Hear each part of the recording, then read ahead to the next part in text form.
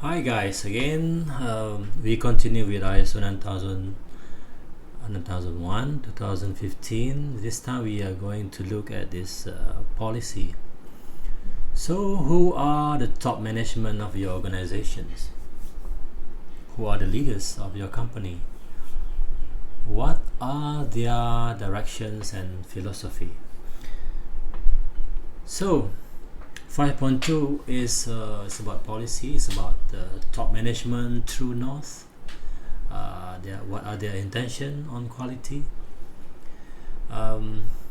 We have to know this because we have to understand the top management overall directions and also philosophy.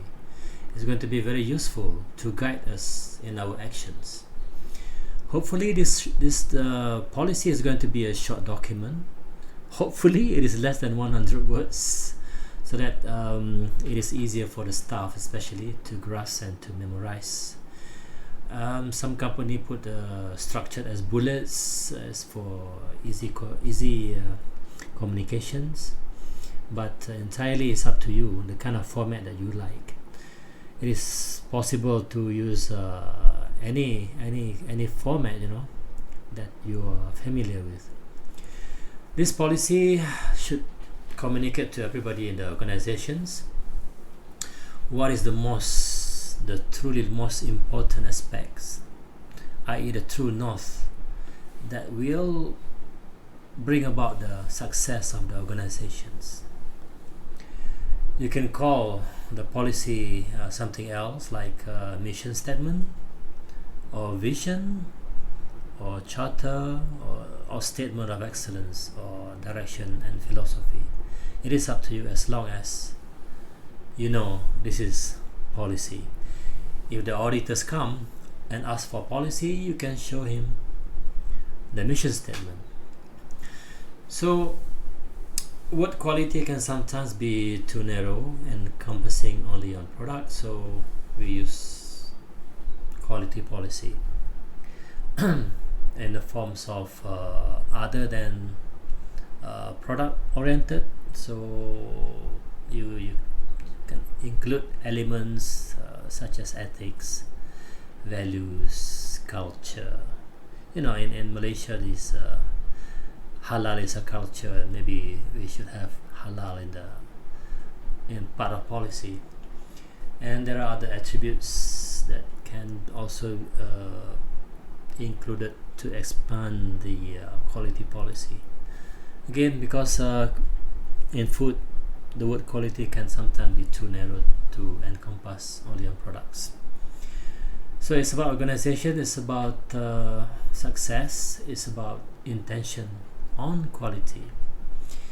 Even though it comes from the top management, but maybe you are the manager or executives, you can contribute for the development of policy. It is auditable, therefore it must have practical relevance to your organizations. It is not just a dream, something blind and nobody understands it. It has to be something practical. So to establish policy, what ISO recommends is for you to ask the top management to do this, to consider this. What do we really believe in? What are we striving for? What role does the customer play in our success formula? What does the word quality really mean to us? What makes our products better than similar products? What words would you use to summarize our organizational culture? So this question should yield inspirations and can create some kind of themes. You play with these themes together with current reality, you should be able to come out with new themes for your quality policy. Well, I found some policy from the internet. We can check whether this question is relevant. Number one, what your organization believe in. Okay, they believe in committed to providing environmentally preferred industrial degrees and solvents. What are we striving for? Create an environment of integrity and high ethics. What role does the customer play in our success formula? Okay, again, environment of integrity, and then something here, meet or exceed customer expectations. So we follow what customer expects. Yeah. What does the word quality really mean to us? Okay, we from this company, they say safer chemicals, less chemical, through philosophy of common sense of environmentalism. 5. What makes our products better? Okay, help customer use safer chemicals. Safer chemical is better. What words would you use to summarize organizational culture? Culture of positive karma here, and then continual improvement here, and then live our lives balanced way, working hard for the company, but never sacrificing quality of life at home. That is very good. I mean, there's some kind of balance between work and home. That's great. Okay, 5.2.1, establishing the quality policy. Policy must be reviewed typically once a year during management review or higher leadership forum. Alright, so it is not crafted on stone. You can always change the policy depending on the reality, current reality. Policy must be maintained, and this is accomplished by communicating it to the employee and using it as a guide for actions. Well, sometimes we have disagreements. Sometimes we have, sometimes we are stuck. We don't know what to do. So we need a guide for action. Always look back at the policy. When in doubt, look at policy. All right. So 5.2.1, the requirement of the ISO 9001 give this following, i.e., we have to fulfill this. Number 1, fits the organization purpose, environment, and strategy. So you must have purpose, environment, and strategy first. What are the core purposes and activities of the organization? Make sure it is specific. I do not want you to go and copy paste somebody's organization and try to fit into your organization. You can't do that. You're not supposed to do that. This is what number 1 say. And your own policy must not be able to be adopted elsewhere. Very, very specific for your organization alone. Okay, make sure you do this. Number 2, it should give directions or guidance for determining quality objectives. So remember, we talked about quality objectives. So before you do quality objective, you should be doing the quality policy. If the quality policy is already there, you should refer to the quality policy, because that gives the direction or guidance. Use languages such as we are committed to establishing and reviewing objectives as part of our continual improvement efforts.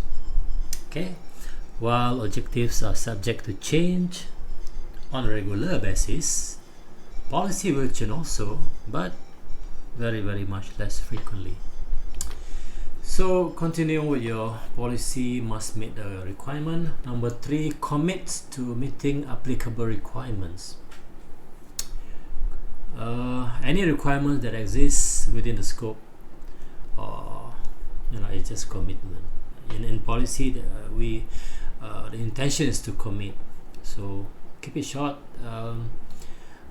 The proof of commitment is embodied within the remainder of the QMS anyway.